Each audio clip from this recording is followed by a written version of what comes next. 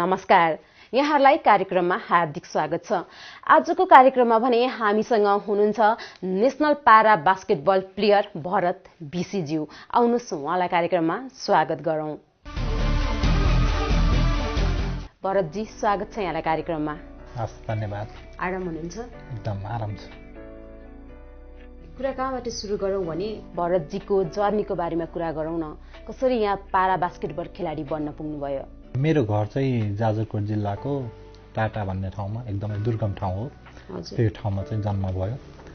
जन्मिसकेपछि 6 महिनामा मेरो पोलियोले गर्दाखेरि दुवै खुट्टा नचल्ने भयो। उपचारको लागि धेरै ठाउँहरू धायौँ।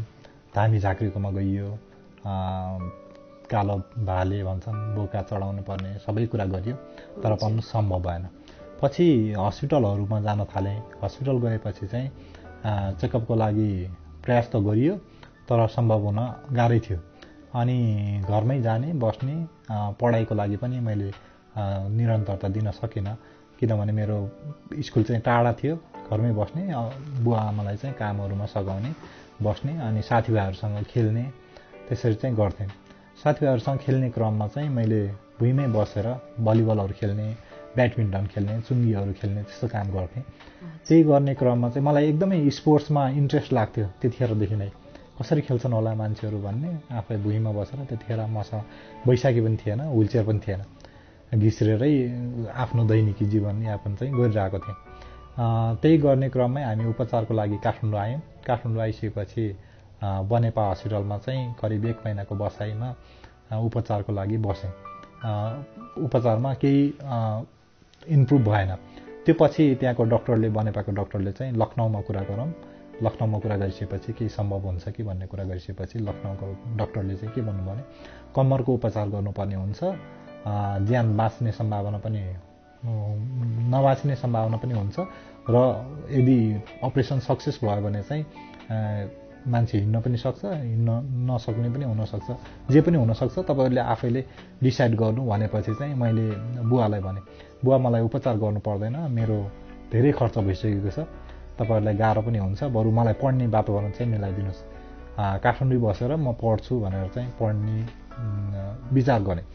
त्यसपछि डिआरसी, डिसेबल रिहेबिलिटेसन सेन्टर भन्ने गोकर्णमा एउटा संस्था थियो, त्यसमा चाहिँ डक्टरले चाहिँ चिन्जान गराइदिनु भयो र 1 वर्ष म बसेँ र मेरो पढाइ पनि त्यहीँबाट सुरु भयो। कक्षा 4मा भर्ना गरिदिनु भयो खगेन्द्र नवजीवन केन्द्र जोरपाटीमा। अनि यसरी पढ्ने क्रममा चाहिँ पढ्दै जाँदाखेरि करिब म कक्षा 7मा पुगेको थिएँ। टिभीमा एउटा अपाङ्ग आवाज कार्यक्रम चलेको देखेँ। त्यसमा चाहिँ अपाङ्गता भएका व्यक्तिहरू व्हिलचेयर बास्केटबल खेलिरहेको, त्यो पहिलो चोटि प्रोग्राम देखेँ होला मैले। नेपालमा चाहिँ यसरी अपाङ्गता भएको व्यक्ति पनि स्पोर्ट्समा लाग्दो रहेछन् भनेर मैले देखेँ। त्यो पछि झन् मलाई इन्ट्रेस्ट लाग्यो। म एकचोटि चाहिँ यो खेल चाहिँ खेल्छु र नेपालको एउटा खेलाडी चाहिँ बन्छु भनेर मनमा राखिरहेको थिएँ।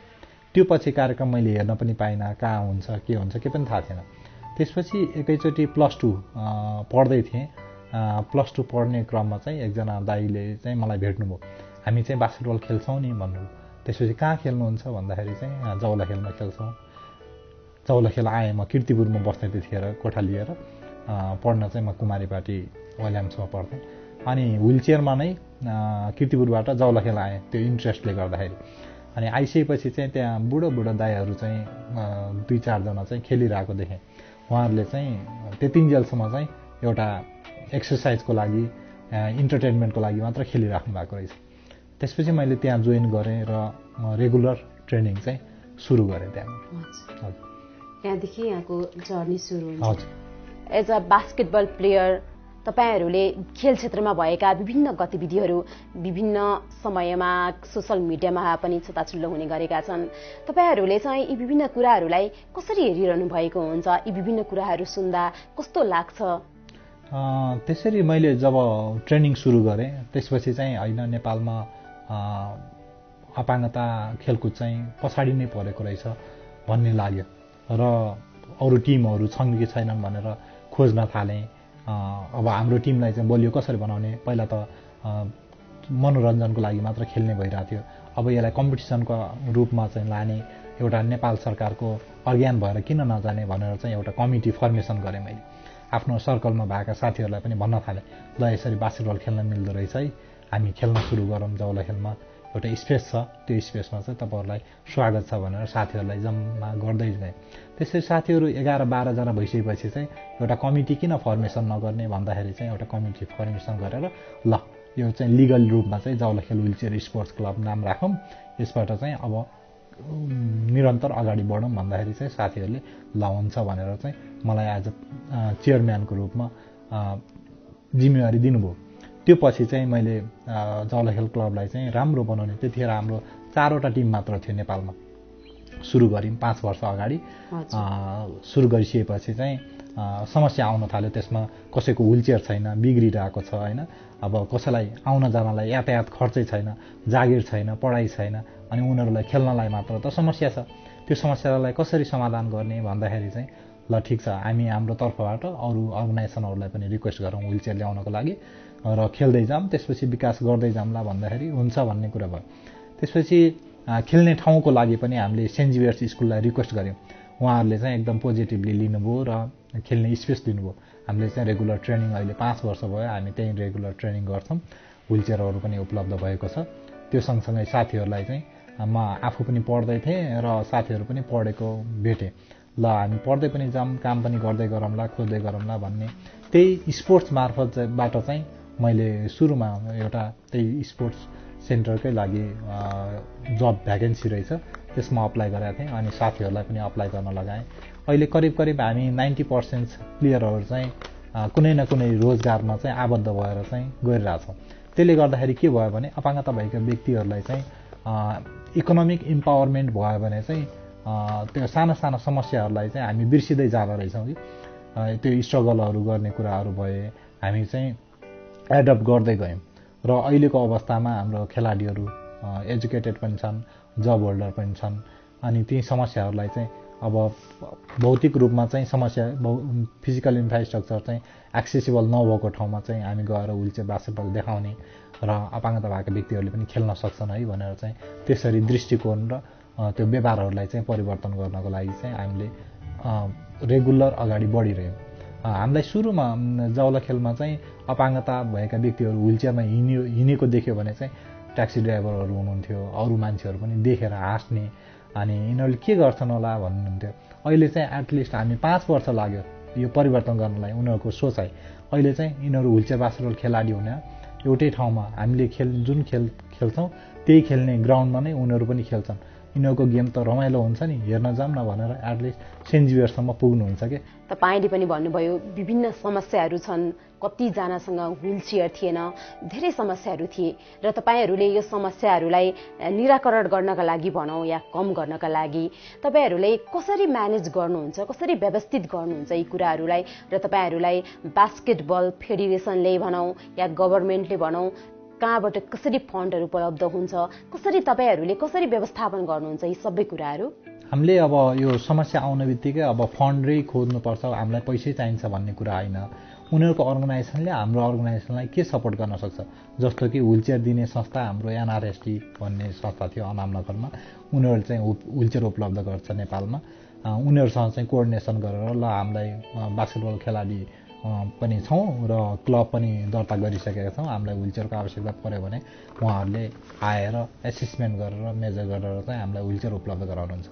अरू अब जस्तो कि पोखरातिर टुर्नामेन्ट भयो अथवा यता झापातिर टुर्नामेन्ट भयो भने चाहिँ हामीलाई जर्सीको आवश्यकता पऱ्यो भनेर कसैलाई रिक्वेस्ट गऱ्यौँ भने ल जर्सी हामी हालिदिन्छौँ नि त, यातायात हामी हालिदिन्छौँ नि त भन्ने खालको कुराहरू पनि आउन थाल्यो कि। यसरी विकास हुँदै आयो। अपाङ्गता भएका व्यक्तिहरूको स्पोर्ट्सलाई पनि माथि लानुपर्छ भनेर अपाङ्ग मात्र नभएर सधैँ मान्छेहरूले पनि सपोर्ट गर्दै जानुभयो र ती समस्याहरूलाई समाधान गर्नलाई एकदमै सजिलो भएको छ। हामीले कुरा गरेका यी विभिन्न समस्याहरूलाई निराकरण गर्नका लागि कहाँबाट कसले के गरिदिए तपाईँहरूलाई सहज वातावरण बन्ने थियो? सुरुमा त हामी अपाङ्गता भएका व्यक्तिहरू चाहिँ एकजुट हुनुपर्छ, हाम्रा मागहरू मुद्दाहरूलाई चाहिँ हामीले राख्नको लागि चाहिँ एकबद्धता भएर चाहिँ अपाङ्गता भएका व्यक्तिहरू नै लाग्नुपर्छ। त्यसपछि चाहिँ हाम्रो जति पनि सङ्घ संस्थाहरू छन्, हाम्रो खेलकुद सङ्घ संस्था नै धेरै छन्, ती सङ्घ संस्था बिचमा पनि एउटा एकताको चाहिँ उसमा पद्धतिमा लागेर चाहिँ अगाडि बढ्नुपर्ने हुन्छ। यो सङ्घ संस्था अपाङ्गता भएका व्यक्तिहरूमा नै एकता भएन भने चाहिँ नेपाल सरकारले पनि सुन्नेवाला छैन। त्यो भएर नेपाल सरकारसम्म पुग्नको लागि हामी बीच चाहिँ एकता भएर अगाडि बढ्यौँ, हाम्रो मुद्दालाई चाहिँ राख्ने वातावरण बनायौँ भने चाहिँ नेपाल सरकारले हेर्छ, गर्नुपर्ने बाध्यता पनि हुन्छ भन्ने चाहिँ लाग्छ। त्यो भएर नेपाल सरकार भनेको हाम्रो एउटा अभिभावकको रूपमा हुन्छ। उसले चाहिँ खेलाडीलाई मात्र नभएर अरू अपाङ्गता भएका व्यक्तिहरूको अधिकार हुन्छ नि, एसिस्टिभ डिभाइस भन्छौँ हामी, त्यसपछि पिए सर्भिस भन्छौँ, अपाङ्गता हेरेर चाहिँ उनीहरूको आवश्यकता अनुसारको सेवा सुविधा दिनलाई चाहिँ नेपाल सरकार नै ठुलो भूमिका रहन्छ जस्तो लाग्छ। तपाईले आफ्नो जर्नीको बारेमा पनि हामीलाई बताउनुभयो। तपाईँ बच्चाबाट नै एउटा खेलाडी बन्न चाहनुहुन्थ्यो र आफूसँग भएका कमी कमजोरीहरूलाई तपाईँ ओभरकम गर्न चाहनुहुन्थ्यो र तपाईँले पहिला बास्केटबल खेल्नुभन्दा अगाडि र अहिलेको भरतजीमा चाहिँ तपाईँले कतिको फरक पाउनु भएको छ, कस्तो अनुभव गरिरहनु भएको छ? तपाईँले धेरैजनालाई अहिले प्रेरणा दिँदै हुनुहुन्छ। म खेल्नुभन्दा अगाडि चाहिँ एउटा समाजमा अपाङ्गता भएको व्यक्ति जसले केही पनि गर्न सक्दैन, काम गर्न सक्दैन, पढ्न सक्दैन, हिँडुल गर्न सक्दैन, एक ठाउँबाट अर्को ठाउँ जानलाई अर्काको सहायता लिनुपर्छ, त्यो सक्दैन भन्ने लिस्टलाई चाहिँ यो खेलकुदले चाहिँ मलाई एकदमै राम्रो प्लेटफर्म दियो, जसबाट चाहिँ एउटा समाजमा एउटा उदाहरणको रूपमा रहेर चाहिँ बाँच्ने मौका दिएको छ। म लगायत मैले पनि आफ्नो अपाङ्गतालाई स्वीकार्न नसकेको अवस्था थियो। मैले स्वीकार्न सकिरहेको थिएन। म केही पनि गर्न सक्दिनँ, मेरो समाजले यस्तो व्यवहार गर्छ, मैले केही पनि गर्न सक्दिनँ होला, मेरो बुवा आमा हुन्जेलसम्म मात्र होला मैले गर्न सक्ने भन्ने अवस्थाबाट चाहिँ अहिले म जे पनि गर्न सक्छु। म इन्डिपेन्डेन्टली आफैले गरिरहेको छु, कोठा लिएर बसेको छु, पढिरहेको छु, जब गरिरहेको छु, एउटा क्लबलाई चाहिँ लिड गरिरहेको छु भने अपाङ्गता भएको व्यक्तिले सक्छन् भन्नेमा चाहिँ परिवर्तन गर्न सफल भएको छु। मेरो परिवारले नै विश्वास गर्दैनथ्यो कि मैले जागिर खाउँला, पढौँला, यता खेलाडी बनौँला भन्ने विश्वासै गर्नुभएको थिएन। धेरै समय लाग्यो यो गर्नको लागि। त्यसमा चाहिँ म लगायत मेरो जाउलाखेल टिम छ, मेरो परिवारको पनि ब्याक सपोर्ट छ यहाँसम्म पुग्नको लागि। अनि नेपाली समाजमा चाहिँ अपाङ्गता भएको व्यक्ति चाहिँ अरूको भरमा बाँच्नुपर्छ, अरूको सहयोग बिना केही पनि गर्न सक्दैनन् भन्ने कुरालाई चाहिँ ट्याक्क अपोजिट बनाएर चाहिँ मैले आफ्नो हरेक कामहरू चाहिँ आफै गर्न सफल भएको छु। केही गर्न सक्दैन भन्ने हाम्रो जस्तो यो समाजलाई तपाईँले पनि समस्याहरू भोग्नु भएको थियो, तपाईँले भन्नुभयो, र आज तपाईँ एउटा सफल खेलाडी र सफल मानिस बन्दाखेरि आज चाहिँ तपाईँ त्यो समाजलाई के भन्न चाहनुहुन्छ? म समाजलाई भन्दा पनि म अपाङ्गता भएको व्यक्तिहरूलाई चाहिँ आफ्नो अपाङ्गतालाई स्वीकार्नुहोस् सुरुमा, र अपाङ्गता भइसकेपछि केही गर्न सक्दैन भन्ने जुन सोच छ त्यो सोचसँग लड्ने होइन कि आफूले गरेर देखाउने। मलाई मेरो समाजले, मेरो परिवारले केही गर्न सक्दैन भनेको बेला म उनीहरूसँग मुखमुखै लागेको भए, झगडा गरेको भए केही पनि हुँदैन थियो होला। तर मैले त्यो कुरा चाहिँ मनमा लिएँ, मैले गर्नुपर्छ। मैले जबसम्म गर्दिनँ तबसम्म मेरो समाजले रेस्पेक्ट गर्दैन, मलाई मान्दैन, स्वीकार्दैन भनेर जब लागेँ म, त्यसपछि म अहिले जुन ठाउँमा पुगेँ त्यो कारणले गर्दाखेरि उहाँहरूले सहज रूपमा चाहिँ स्वीकार्नु भएको छ। गर्न सक्दो रहेछन्। एउटा अङ्गले काम गरेन भन्दैमा उसलाई चाहिँ हरेक कुराहरूबाट गुम्यो, अवसरहरूबाट गुम्यो, केही पनि गर्न सक्दैन भन्ने सोचलाई चाहिँ हटाउनु पर्दछ। अपाङ्गता भइसकेपछि चाहिँ उसलाई अवसरको खाँचोहरू पर्दछन्। दया माया होइन कि अवसरहरू दियो भने म यही खेलकुद मार्फतबाट नै कोरिया गएँ, जापान गएँ। त्यहाँ गइसकेपछि मैले अपाङ्ग भनेर कुनै बेला पनि फिल गर्नु परेन कि त्यस्तो खालको वातावरण छ। त्यो वातावरण नेपालमा भयो भने नेपालमा अपाङ्गता भएका व्यक्तिहरूले पनि आफ्नो समाज, आफ्नो देशलाई चाहिँ कन्ट्रिब्युसन गर्न सक्छन् नि त। त्यो कारणले गर्दाखेरि अपाङ्गता भएका व्यक्तिहरूले आफूलाई स्वीकार्नु पर्यो, परिवारले पनि मेरो अपाङ्गता छोरोलाई चाहिँ बाहिर देखाउनु पर्यो। अपाङ्गता भनेको एउटा बिरामी होइन, मान्छेहरूले भन्छन् बिरामी हो। बिरामी त सुतेर निको हुन्छन्, तर अपाङ्गता भएका व्यक्तिहरू सुतेर कहिले पनि निको हुँदैन। म कति वर्षभित्र बसेँ, कहिले पनि निको भएन। त्यो कारणले गर्दाखेरि म निको हुनको लागि के गर्नुपर्ने रहेछ, सामाजिक कार्यहरूमा चाहिँ संलग्न आउनु पर्दो रहेछ। म अहिले विद्यालयसम्म जान्छु, विद्यालयले बुझ्यो मलाई, ओहो अपाङ्गता भएका व्यक्तिहरूलाई पनि यस्तो वातावरण चाहिँदो रहेछ भनेर मलाई 3 तला 4 तला माथिको क्लास ल्याएर तल राखिदिनु भयो, मलाई अवसर दिनुभयो। म हस्पिटलसम्म गएँ, ओहो अपाङ्गता भएको व्यक्तिहरूलाई चाहिँ शौचालय यस्तो खालको चाहिँदो रहेछ, व्हिलचेयर जाने चाहिँदो रहेछ, भर्याङ राखिदियो भने समस्या हुँदो रहेछ भन्ने खालको त्यो हस्पिटलले बुझ्यो। मलाई बजार जानु पर्यो, बजार गएर चाहिँ सामान किन्नका लागि मैले कतिचोटि त्यो एउटा फिल गरेको छु कि मैले मसँग पैसा छ, मैले पसलमा गएर सामान किन्नु पर्यो भने ल त्यहाँसम्म व्हिलचेयरै जाँदैन, भर्याङ राखिदिएको छ। अनि मैले साउजी पैसा देखाएँ सामान ल्याइदिनु भन्नको लागि पैसा देखाएँ भने माग्ने आयो भनिदिन्छ। त्यो अवस्था छ कि त्यो कारणले गर्दाखेरि समाज परिवर्तन गर्नको लागि अपाङ्गता भएका व्यक्तिहरूलाई सँगसँगै लानको लागि चाहिँ भौतिक संरचनाहरू सबैभन्दा ठुलो महत्त्वपूर्ण कुरा पर्दछ। भौतिक संरचना चाहिँ अपाङ्ग मैत्री भइदियो भने, जस्तो कि मैले यो अफिसमा जागिर खानको लागि यहाँको संरचना अपाङ्ग मैत्री छ, मलाई एकदम सजिलो छ, यो कोठामा आउनलाई यो र्याम्प छ, बाहिरबाट आउनलाई पनि र्याम्प राखिदिएको छ। त्यो कारणले गर्दा त मैले अप्लाई गरेँ। त्यो कारण अप्लाई गर्नको लागि चाहिँ मैले अवस्था हेर्छु, ल मलाई कुनै ब्याङ्कमा जागिर खान मन छ, ब्याङ्कमा चाहिँ भर्याङ छ, त्यहाँ जान सक्ने अवस्थै छैन भने म त्यहाँ गएर त काम भएन। त्यो भएर मान्छेहरूले चाहिँ बुझ्नु पर्यो कि अवसरहरू दिलाइदिनु पर्यो, घर परिवारले पनि अवसर दिलाउनु पर्यो, समाजले पनि अवसर दिलाइदिनु पर्यो। त्यो कारणले गर्दाखेरि अपाङ्गता भएको व्यक्तिहरू चाहिँ माथि पुग्छन्, विकास हुन्छ भन्ने उहाँहरूलाई दया माया होइन कि इन्करेजको खाँचो छ एकदम। तपाईँको लामो अनुभव रहेको छ खेल जीवनमा पनि, र पारा बास्केटबल खेललाई र सम्पूर्ण खेललाई नै अझ माथि उठाउनको लागि र राम्रो बनाउनको लागि चाहिँ के गर्नु पर्ला जस्तो लाग्छ यहाँलाई? हामीले अब अपाङ्गता भएका व्यक्तिहरूको खेलाडीहरूको उत्पादन गर्नु पर्यो, उत्पादन सँगसँगै उनीहरूलाई रोजगार पनि दिनु पर्यो। हामीले खेलेर मात्र कमाउन सक्दैनौँ। एबल मान्छेहरू खेलाडीहरू त यहाँ खेलसँगै भाँडा मान्ने काम गरेका छन्, अरू कामहरू गरिरहेका छन् भनेर न्युजमा पढ्छौँ, सुन्छौँ। त्यो कारणले गर्दाखेरि खेलाडीहरूलाई चाहिँ रोजगार सँगसँगै खेलकुदको लागि सम्पूर्ण ट्रेनिङ सेन्टरहरू हुन्छन्। अब त्यसको लागि चाहिने आवश्यक व्हिलचेयरहरू हुन सक्छन्। यो व्हिलचेयर पनि हामीले अहिले बास्केटबल सुरु गर्दाखेरि नै हामी नर्मल व्हिलचेयरमा खेलिरहेछौँ, जुन स्पोर्ट्स खेल्नै मिल्दैन। स्पोर्ट्स व्हिलचेयर किन्नको लागि एकदमै एक्सपेन्सिभ हुन्छ। त्यो एक्सपेन्सिभ व्हिलचेयरहरू उपलब्ध गराउनु पर्यो। त्यसपछि त्यसमा ट्रेनिङमा लाग्ने बलहरू, कोन्सहरू हुन सक्छन्, त्यसमा सिकाउने प्रशिक्षक हुन सक्छन्। यी सबैको व्यवस्था भयो भने चाहिँ नेपालमा पनि अपाङ्गता स्पोर्ट्स चाहिँ एकदमै माथि जान्छ भन्ने चाहिँ लागिरहेको छ। अबका तपाईँका लक्ष्य र डेस्टिनेसन के रहेका छन्? मेरो लक्ष्य भनेको चाहिँ सामाजिक क्षेत्रहरूमै काम गर्ने। म एउटा प्रतिनिधि पात्र मात्र हुँ। मेरो जाजरकोटमा कति अपाङ्गता भएको व्यक्तिहरू एउटा घरभित्र थुनिएका होलान्, कोठाभित्र थुनिएका होलान्। म मेरो स्टोरी हेरेर अथवा सुनेर ती अपाङ्गता भएको व्यक्तिहरू पनि माथि आउन् र उनीहरूको लागि मैले के गर्न सकूँ भनेर चाहिँ यो सामाजिक क्षेत्रमा लागेर योगदान गर्ने चाहिँ ठुलो सपना छ। तपाईँले अहिले राष्ट्रिय खेलाडी भएर मात्र त तपाईँको गुजारा चलिएको छैन भन्नुभयो नि, होइन?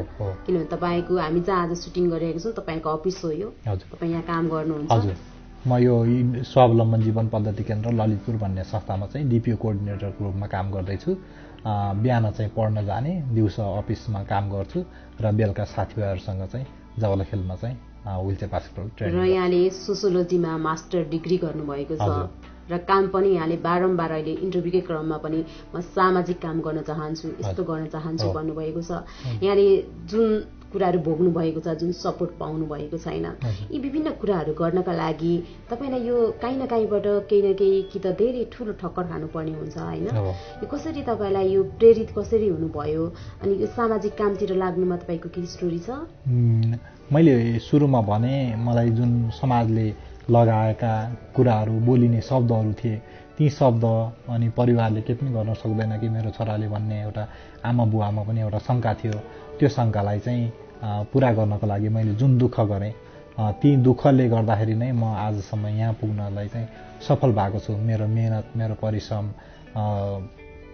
र परिवारको चाहिँ मायाले गर्दाखेरि नै यहाँसम्म पुगेँ र एउटा समाजलाई प्रुभ गर्ने एउटा मौका मिल्यो नि त। त्यो कारणले गर्दाखेरि अरू अपाङ्गता भएको व्यक्तिहरूलाई पनि के भन्न चाहन्छु भने हामी आफूले आफूलाई मेरो अपाङ्गतालाई दोषी बनाएर होइन कि मेरो खुट्टा गयो ल ठिक छ मेरो दुईटा खुट्टाले काम गर्दैन तर मलाई भगवानले दुईटा हात दिएका छन् आँखा दिएका छन् कान दिएका छन् दिमाग दिएका छन् भने त्यसलाई चाहिँ प्रयोग गरेर किन काम नगर्ने किन अगाडि नबढ्ने भनेर चाहिँ उहाँहरूलाई भन्न चाहन्छु। एउटा अपाङ्गता भएका व्यक्तिले पनि केही गर्न सक्छन्, अझ भनौं नर्मल मान्छेले भन्दा पनि राम्रो काम गर्न सक्छन् भनेर यहाँले पनि देखाइसक्नु भएको छ र हाम्रो यो समाजलाई जुन तरिकाले इन्करेज गर्नुको साटो हामीलाई खुट्टा तान्ने काम गरिन्छ। हाम्रो यो समाजलाई तपाईले आज एउटा शिक्षा दिनु पर्यो या एउटा केही सन्देश दिनु पर्यो भनेदेखि जुन कुराहरू तपाईले भोग्नुभयो त्यो कुराहरू नहोस् भन्नका लागि भन्नु पर्यो भने तपाईले के भन्नुहुन्छ? मैले के भन्न चाहन्छु भने मेरो जुन साथीहरू थिए मैले स्कुल लेभलमा पढेँ, +2 पढेँ, ब्याचलरमा पढेँ, अहिले मास्टर्समा पनि पढ्दैछु। म सँगसँगै पढेका मान्छेहरू दुईटा खुट्टाले उभिने थिए, हिँड्ने थिए, तर म त्यो अवस्थामा थिइनँ। मलाई केही सहायक सामग्रीको आवश्यकता पर्दैथ्यो। उनीहरू साथीहरूले म पढ्न सक्दिनँ भनेर कोही दुबई गए, कोही कतार गए, कोही इन्डिया गए, कोही नेपालमै गाउँमा जोतेर खाइरहेछन्। उनीहरू मेरो फेसबुकमा हेर्छन् भरत बिसी अहिले यहाँसम्म पुगेको छ, खेलाडी बनेको छ, जागिर खाइरहेको छ, काठमाडौँमा एउटा परिवारलाई चाहिँ लिएर मजाले बसिरहेको छ भन्दाखेरि चाहिँ एउटा गर्वको फिल आउँछ कि मलाई एकदम खुसी लाग्छ। त्यो समाजले सोच्दैन नि त। अब जस्तो कि मैले बिहे गर्नु पर्यो भने अपाङ्गता भएका व्यक्तिहरूले यिनीहरूले के बिहे गरेर खान्छन् भन्ने सोच हुन्छ कि एउटा हिँड्ने मान्छेलाई नै च्यालेन्ज दिनको लागि भए पनि हामी अपाङ्गता भएका व्यक्तिहरूले गरेर देखाउनुपर्छ। सबै हिँड्ने मान्छेहरूले, सबै दुईटा खुट्टा, दुईटा हात, आँखा सधैँ हुने मान्छेले सबै राम्रै काम गरेका छन् त भन्ने चाहिँ यो प्रश्न आउँछ कि समाजलाई। समाजले हेर्ने दृष्टिकोण, सोच्ने तरिका एकदमै फरक छ। एउटा अङ्गले काम नगरे पनि अर्कोले गर्छ है भनेर चाहिँ उनीहरूलाई अवसरको खाँचो छ भनेर समाजलाई बुझ्नलाई चाहिँ धेरै समय लाग्छ जस्तो लाग्छ। तैपनि हामी निरन्तर चाहिँ लागिरहेको छौँ यो परिवर्तन गर्नलाई। विभिन्न खेलसँग सम्बन्धित व्यक्ति र विभिन्न निकायहरूलाई तपाईँको सुझाव के छ? हाम्रो यो भन्यौँ नेपाल बास्केटबल फेडरेसनको फेडरेसन टिमलाई चाहिँ के भन्न चाहन्छु भने एबल मान्छेहरूको बास्केटबल स्पोर्ट्स अलि माथि गएको छ। त्यो सँगसँगै हामी छुट्टै फेडरेसन त छैन, व्हिलचेयर बास्केटबल प्लस व्हिलचेयर स्पोर्ट्सको लागि हाम्रो पारा ओलम्पिक कमिटी छ। त्यो पनि राजनीतिले गर्दाखेरि दुई पाटो भएर बसेको छ, एउटा नेसनल भनेको छ, एउटा इन्टरनेसनल। त्यसले गर्दाखेरि चाहिँ खेलाडीहरूलाई चाहिँ मर्ममा परेका छन्। एउटा नेसनलमा बस्यो भने इन्टरनेसनल जान नपाउने भन्ने छ, इन्टरनेसनलमा गयो भने नेसनल खेलहरू चाहिँ खेल्न नपाउने भन्ने छ। यो प्रावधानलाई चाहिँ हटाउनको लागि एउटै पाराओलम्पिक कमिटी नबनाएसम्म चाहिँ हाम्रा खेलाडीहरू चाहिँ जहिले पछाडि पर्छन् र नेपाली खेलकुद चाहिँ पछाडि पर्छ। त्यो कारणले गर्दाखेरि यो दुईटै पारा स्पोर्ट्स चाहिँ नेपाल सरकारबाट नै उनीहरूको माग के हो बसेर चाहिँ छलफल गरेर एउटै बनाइदियो भने चाहिँ अपाङ्गता खेलकुद चाहिँ धेरै माथि जान्थ्यो भन्ने आशा छ। तपाईँ जस्तै अपाङ्गता भएका विभिन्न व्यक्तिहरूलाई जुन तपाईँले एउटा सफल व्यक्ति बन्नुभएको छ, सफल खेलाडी बन्नुभएको छ र बेला बेलामा उहाँहरू हताशिनुहुन्छ होला, बेला बेला उहाँहरू डराउनुहुन्छ र उहाँहरूलाई पनि तपाईँले एउटा प्रेरणा दिएर भन्नु पर्यो भने उहाँहरूलाई नआत्तिनको लागि के भन्न चाहनुहुन्छ? कसरी प्रेरित गर्न चाहनुहुन्छ? मैले यस स्वावलम्बन जीवन पद्धति केन्द्रमा काम गरिसकेपछि मैले थुप्रै साथीहरू अपाङ्गता भएका व्यक्तिहरू देखेँ जो चाहिँ केही गर्छु है भनेर पनि बाटो पत्ता लगाउन सक्नु भएको छैन। उहाँहरूको अभिभावकहरूले पनि त्यो स्वीकार्न सक्नु भएको छैन, त्यो अवसर दिनलाई त्यो अवस्था मिलेकै छैन। त्यो कारणले गर्दाखेरि यस संस्थाबाट चाहिँ मैले घरभेट गरेपछि चाहिँ उहाँहरूले मलाई भन्नुहुन्थ्यो तपाईँ यहाँसम्म पुग्नुको रहस्यहरू कति छन्, बाटाहरू के छन् सिकाइदिनुहोस् भन्दाखेरि चाहिँ मसँग फेसबुकमा मात्रै 5000 साथी अपाङ्गता भएको व्यक्तिहरू मात्रै छन्। बेलुका मेसेज गर्नुहुन्छ भरतजी के गर्नुपर्छ, म यहाँ यो गर्दैछु भन्नुहुन्छ, भरतजी के गर्नुपर्छ भन्। कसैलाई सहायक सामग्रीको आवश्यकता परिरहेको हुन्छ, कसैलाई स्कुलमा अस्ति विराटनगरको केस भन्ने भने एउटा सानो भाइ 16 वर्षको भाइ छ, ऊ चाहिँ पूर्ण अशक्त अपाङ्गता भएको व्यक्ति, उसको क्लास माथि रहेछ, उसको साथीहरूले चाहिँ सहयोग गरेर 2 तला माथि लाँदो रहेछन्। भरत दाइ तपाईँले यति कुरा भनिदिनु भयो भने मेरो स्कुलले परिवर्तन गर्छ कि भनेर म स्कुलमा गएँ भाइस प्रिन्सिपल सरलाई भेटेर। सर तपाईँको मानवताको हिसाबले पनि तपाईँले सोच्नुपर्ने हो कि एउटा अपाङ्गता भएको व्यक्ति चाहिँ यहाँ पढ्न आइरहेको छ, 2 तला माथि साथीहरूले सहयोग गरिरहेका छन्, तपाईँले तल सारिदिनु पर्ने हो भन्दाखेरि चाहिँ होइन सर यस्तो यस्तो हो भनेर बाहना त बनाउनु भयो, तर 1 हप्ताभित्रमा परिवर्तन चाहिँ गरिदिनु भयो। सपोर्ट गऱ्यौँ भने उनीहरूको लाइफमा ठुलो परिवर्तन आउँछ भने चाहिँ त्यो कुराहरूमा म सपोर्ट गर्न तयार छु, गरिरहेको पनि छु र पछि भविष्यमा पनि गर्नेछु भन्ने चाहन्छु। अन्त्यमा मैले तपाईँलाई प्रश्न गर्न छुटाएका केही कुराहरू के भन्न चाहनुहुन्छ? धन्यवाद तपाईँहरूलाई। म यहाँसम्म पुग्नको लागि मेरो परिवार, मेरो समाज, मेरो साथीभाइ सबैलाई धन्यवाद दिन चाहन्छु र यो मेरो कथाबाट तपाईँहरूले प्रेरणा लिएर चाहिँ एउटा समाजको उदाहरण, दयाको पात्र नभइकन एउटा उदाहरण भएर बाँच्नुहुन्छ र जिउनुहुन्छ भन्ने पूर्ण आशा लिएको छु। अन्त्यमा हामीसँग केही क्विक फायर क्वेसनहरू रहेका छन् र मैले कुराकानीका क्रममा जुन प्रश्नहरू गर्न छुटाएकी छु ती प्रश्नहरूलाई पनि पूरा हुन् भन्ने हाम्रो उद्देश्य रहेको छ। त्यो खेलौँ है त, सुरु गरौँ। A nickname of yours but you don't like? BBC. Okay. How can you describe yourself in 3 things? Hardworking person. Okay. Dedicated. Okay. Respect to others. Okay, moving on. Do you believe in destiny or karma? Karma. Why? मैले जबसम्म केही पनि गर्दिनँ तबसम्म केही हुनेवाला पनि छैन। यहाँसम्म पुग्नको लागि जति पनि मेरो यो कर्मले गर्दाखेरि नै पुगेको जस्तो लाग्छ। हजुर। One things you want to change about world? I believe in others. Okay. म धेरै विश्वास गर्छु, त्यसले गर्दाखेरि मैले कति ठाउँ धोका पनि खाएको छु। हजुर। One things you want to change about Nepal? Our country Nepal? Change भनेको अब करप्सन चाहिँ हुनु हुँदैन जस्तो लाग्छ। यो चाहिँ ठुलो परिवर्तन गर्नुपर्ने कुरा छ। हजुर। Who is your inspiration person of Nepal? Jhamak Kumari Ghimire. Who or what is the greatest love of your life? Father and mother. Okay. When did you last cry? Last time मेरो मम्मी भर्खरै बित्नुभयो, त्यो चाहिँ मेरो लास्ट टाइमको रुवाई हो। Best player in national basketball team? National basketball टिमको सदिश प्रधान। फुटबलबाट? नेसनल फुटबलबाट त्यस्तो छैन। अरू त्यस्तो धेरै हेर्नु हुँदैन? हजुर, अरू स्पोर्ट्स खासै म हेर्छु। Okay. Favourite person outside of basketball चाहिँ को भन्नुहुन्छ त? जुनसुकै स्पोर्ट्सको पनि? स्पोर्ट्सको हाम्रो अपाङ्गता स्पोर्ट्सकै हुनुहुन्छ हाम्रो केशव थापा दाई, टेबल टेनिसको। उहाँ एकदमै राम्रो लाग्छ। Biggest regret of your life? Regret मैले अब परिवारले भनेको चाहिँ मैले मानेको छैन। अहिले लोकसेवा पढ्नुपर्छ, जागिर खानुपर्छ भन्ने मेरो दाइको छ।